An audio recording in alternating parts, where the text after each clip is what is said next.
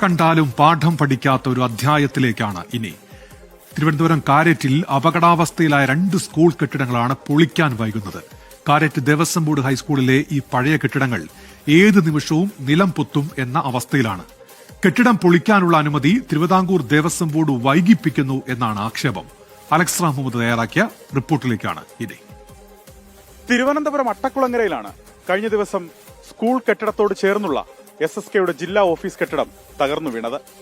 പിന്നാലെ സംസ്ഥാനത്തെ എല്ലാ സ്കൂളുകളിലും സുരക്ഷാ ഓഡിറ്റ് പൂർത്തിയാക്കണമെന്ന് പൊതുവിദ്യാഭ്യാസ വകുപ്പ് നിർദ്ദേശം നൽകി. ആ സാഹചര്യം നിലനിൽക്കുമ്പോഴാണ് കാരറ്റ് ദേവസ്വം ബോർഡ് ഹൈസ്കൂളിലെ ഈ അനാസ്ഥ.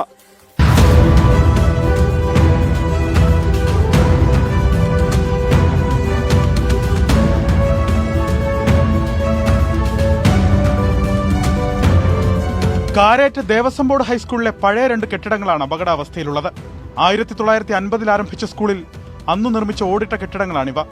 76 വർഷം പഴക്കമുള്ള കെട്ടിടങ്ങൾ ഏതു നിമിഷവും നിലം പൊത്താം. കെട്ടിടം പൊളിക്കാനുള്ള അനുമതി തിരുവിതാംകൂർ ദേവസ്വം ബോർഡ് വൈകിപ്പിക്കുന്നു എന്നാണ് നാട്ടുകാരുടെയും ജനപ്രതിനിധികളുടെയും ആക്ഷേപം. ഈ കെട്ടിടത്തിന്റെ ഫിറ്റ്നസ് പോയിട്ട് തന്നെ വളരെ വർഷങ്ങളായി. ദേവസ്വം ബോർഡ് ഇതുമായിട്ട് ബന്ധപ്പെട്ട് ഈ സ്കൂളിനകത്ത് കൃത്യമായിട്ടുള്ളൊരു അവഗണനയാണ് നൽകിയിട്ടുള്ളത് ഇത്രയും നാളായിട്ടും. കാരണം ഈ കെട്ടിടങ്ങൾ ഏകദേശം ഇടിഞ്ഞു പൊളിഞ്ഞു വീഴാറായിട്ടുണ്ട്.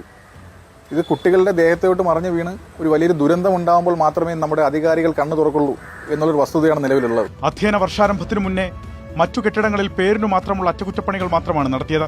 മഴക്കാലമായതിനാൽ മേൽക്കൂര ദ്രവിച്ചിരിക്കുന്ന ഓടുപാകിയ കെട്ടിടങ്ങൾക്ക് അപകട സാധ്യത കൂടുതലാണ്. കെട്ടിടം തകർന്നു വീണാൽ സമീപത്തെ മറ്റു കെട്ടിടങ്ങൾക്ക് കൂടി കേടുപാടുകൾ ഉണ്ടാകാൻ സാധ്യതയേറെ. സ്കൂളിൽ അടിസ്ഥാന സൗകര്യങ്ങൾ ഒരുക്കുന്നതിൽ ദേവസ്വം ബോർഡിന്റെ ഭാഗത്തു നിന്ന് യാതൊരു നടപടിയും ഉണ്ടാകാറില്ലെന്നും നാട്ടുകാർ പരാതിപ്പെടുന്നു. കുട്ടികളെ സ്കൂളിലേക്ക് എത്തിക്കുന്നതിനുണ്ടായിരുന്ന ബസ് 2 വർഷമായി കട്ടപ്പുറത്താണ്. ഇവിടുത്തെ ബസ് ആണെങ്കിൽ 2-3 വർഷം കൊണ്ട് ഓട്ടം നിർത്തിയിരിക്കുകയാണ്. അവർ കട്ടപ്പുറത്താണ്.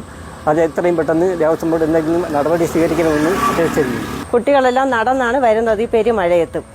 അതുകൊണ്ട് ഇതിന് എത്രയും പെട്ടെന്ന് ഒരു നടപടി സ്വീകരിച്ച് നമ്മുടെ സ്കൂളിനെ സംരക്ഷിക്കണമെന്ന് പറയുകയാണ്. അധ്യയന വർഷം ആരംഭിച്ചതിനു പിന്നാലെ കെട്ടിടങ്ങൾ പൊളിക്കാനുള്ള അനുമതിക്കായി കാത്തിരിക്കുകയാണ് സ്കൂൾ അധികൃതർ. സാങ്കേതികത്വം പറഞ്ഞ് കെട്ടിടം പൊളിക്കാനുള്ള അനുമതി വൈകിപ്പിക്കുന്നത് അംഗീകരിക്കാൻ കഴിയില്ലെന്നാണ് നാട്ടുകാരുടെ നിലപാട്. ഇനിയും വൈകിയാൽ പ്രതിഷേധത്തിലേക്ക് കടക്കാനും നാട്ടുകാർ ആലോചിക്കുന്നു. ഇടവേളകളിൽ കുട്ടികൾ അപകടാവസ്ഥയിലുള്ള കെട്ടിടങ്ങളിലേക്ക് കടക്കാനുള്ള സാധ്യത ഏറെയാണ്. ഈ കെട്ടിടങ്ങളെ വേർതിരിക്കുന്ന സുരക്ഷാ വേലികളും സ്ഥാപിച്ചിട്ടില്ല. അപകടാവസ്ഥയിലായ കെട്ടിടങ്ങൾ എത്രയും പെട്ടെന്ന് പൊളിച്ചുമാറ്റി വിദ്യാർത്ഥികളുടെ സുരക്ഷ ഉറപ്പാക്കണമെന്നും മാതാപിതാക്കളുടെ ആശങ്ക അകറ്റണമെന്നും നാട്ടുകാർ ആവശ്യപ്പെടുന്നു. തിരുവനന്തപുരത്ത് നിന്നും അലക്സ് മുഹമ്മദ്, 24.